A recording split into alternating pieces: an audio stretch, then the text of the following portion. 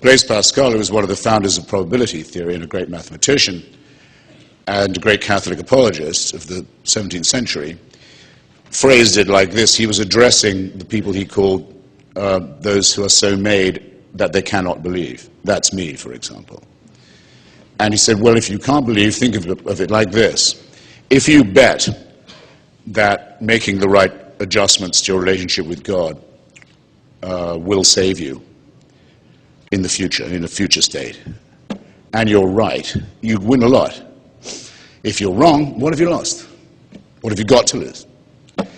Now, the reason why I say wager and gambit are appropriate for this is it's obviously a very hucksterish claim, or offer, I mean to say. It's pretty cheap and pretty vulgar, and I would say especially so when offered to people who are dying or ill or frightened or in extremis.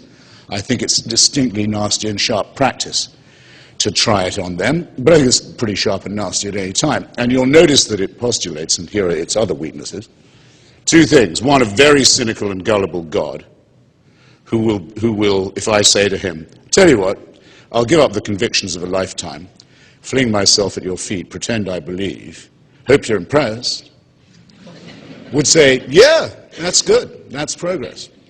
In other words, you get no reward for intellectual consistency, courage, honesty, anything of that sort. And of course, as with all these human-made ideas of divine tribunals, no lawyer to represent you, no appeal, and no opportunity to produce any evidence.